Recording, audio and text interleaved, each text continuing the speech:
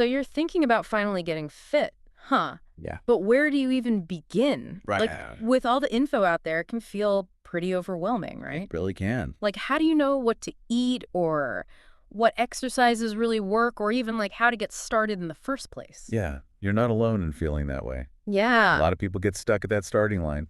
Well, today we're going to help you break through all of that. Yeah, we are. So in this deep dive, we are going to extract, like, the absolute essential insights. The need to knows. Yeah, the need to knows for starting your fitness journey. Exactly. And luckily, we have an awesome guide to help us do just that. Absolutely. We've been digging into this book called Fit and Fine, Your Ultimate Fitness Guide. Great book. Yeah, it's packed with so much practical stuff. It is. So first things first. Okay. Why should you even prioritize fitness? Yeah. Like, we all know it's good for us, but Right. is it just about looking good? Well, I think we all have that image in our minds of like wanting to look a certain way. For sure. But this guide really emphasizes that it goes way deeper than that. It does. It's really about your overall health and well-being. Right, and it dives into the actual science behind it, It does. which is really cool. Yeah, so like when you think about your physical health, Okay. regular exercise, it can significantly reduce your risk of developing serious conditions like diabetes and heart problems. That's huge. It's like investing in your future self, Yeah, totally. not just fitting into a smaller size. Exactly. And something else that I think we often underestimate is how exercise affects our mental well-being. Oh, yeah, for sure. The guide highlights this really cool connection between moving your body and how you feel emotionally. Interesting. You know, you've probably heard about those endorphins that get released during exercise, right? They have the natural mood booster. Exactly. They give you that immediate lift. Right. But beyond that consistent exercise, it actually helps to regulate those stress hormones like cortisol. Really? Yeah. So you're not just feeling good in the moment. It's long term. Exactly. It's about building that resilience to stress over time. Wow, I never thought about it like that. Yeah. It's pretty amazing. So we've got physical health, Yes. mental health, Uh-huh. but it doesn't stop there, right? It doesn't. It affects other parts of your life, too. It really does. The guide talks about these broader lifestyle improvements you see when you prioritize fitness. Yeah, okay, like what kind of improvements are we talking about? Well, for one, you might notice that you're more productive throughout the day. Really? Yeah, and you'll probably find that you sleep better at night too. That's awesome because I'm always struggling with sleep.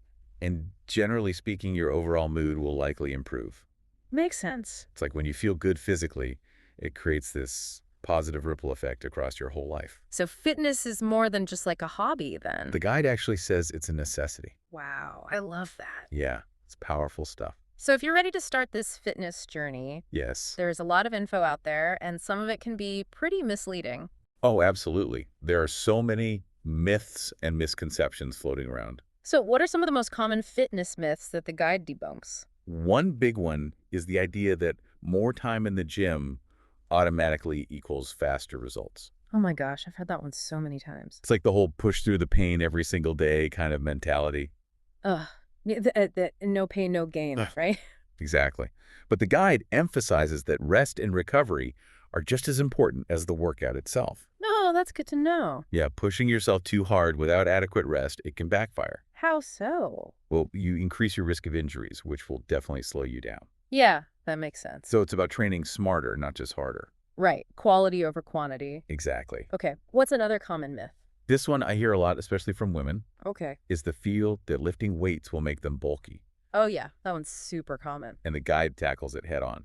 Good. So here's the thing. Yeah. Women naturally have way lower levels of testosterone compared to men. And testosterone, that's the hormone that's primarily responsible for building those really big muscles. Okay. So for women, weight training is more likely to result in a toned and defined physique, Interesting. not huge bulky muscles. So it's really a myth. Yeah, it's a misconception that unfortunately keeps a lot of women from experiencing the benefits of strength training. Yeah, for Yeah. sure. Now, another one that comes up a lot is supplements. Oh yeah. You know, the idea that you need to buy all these expensive powders and pills to see any progress. Especially when you're first starting out, it can feel like you need a whole cabinet full of stuff. Right, and the guide clarifies that supplements are really optional. Optional. Yes, especially when you're just beginning. Okay. The foundations of fitness, protein, carbs, Mm, healthy fats, those can all be obtained through a well-balanced diet. that makes sense. Supplements can be helpful in specific situations or for certain goals, but they're not a requirement for seeing results. Okay, so we've busted a few myths. We have. We know why fitness is important, Right. but now what how do we actually get started? Okay, so the guide gives us a really clear four-step approach, specifically for beginners. Awesome. Lay it on me. Step one is all about setting realistic goals. Okay. But what's interesting here is the emphasis on framing those goals around your actions. What do you mean by that? So instead of focusing on an outcome goal like, I want to lose 20 pounds. Which can feel really daunting. Exactly.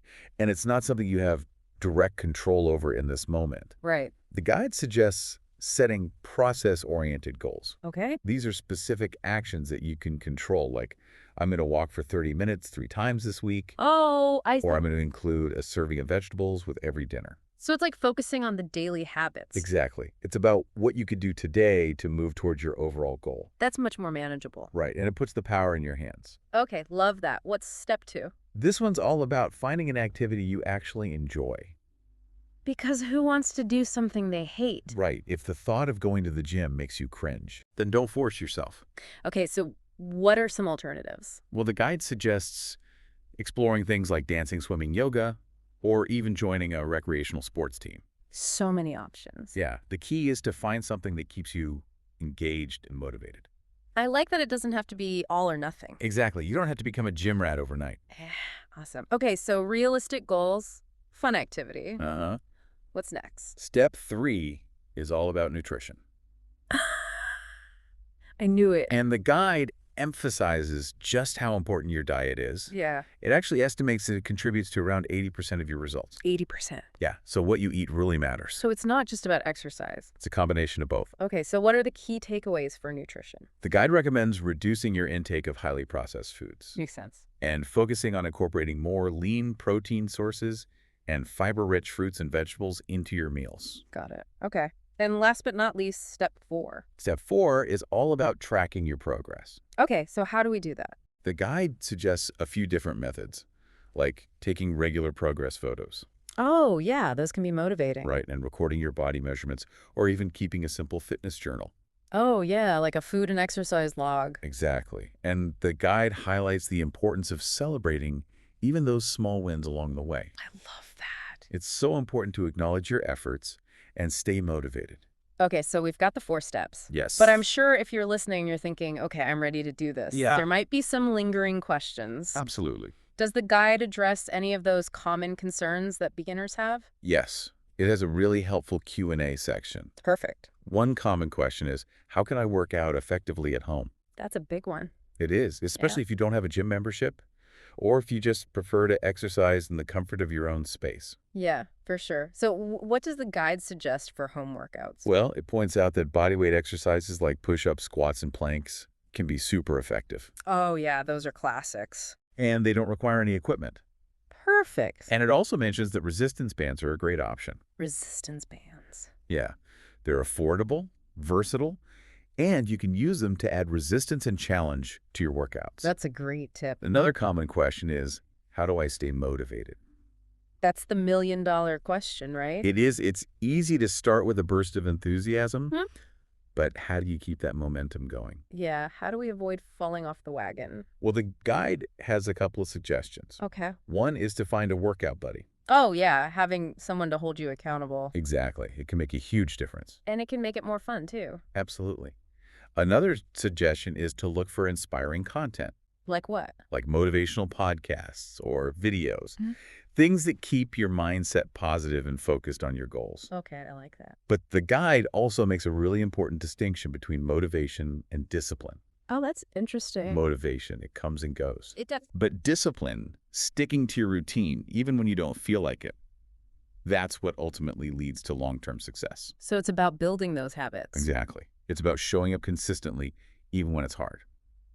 So as we wrap up this deep dive into starting your fitness journey, what would you say is the key takeaway from Fit and Fine?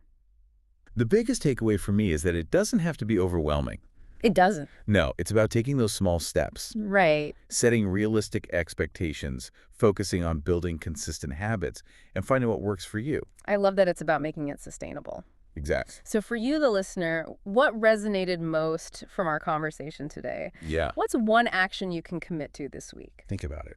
Is it scheduling those workouts? Yeah. Maybe trying a new activity? Huh. Or even just making a conscious effort to eat more protein at your next meal? It all starts with that first step. It does. And in our next deep dive, we're going to be tackling home workouts that require no equipment at all. Oh, nice. So make sure you tune in for that. Awesome. Until then, we're wishing you all the best on your journey to a happier and healthier you. Thanks so much for diving deep with us. See you next time. Bye.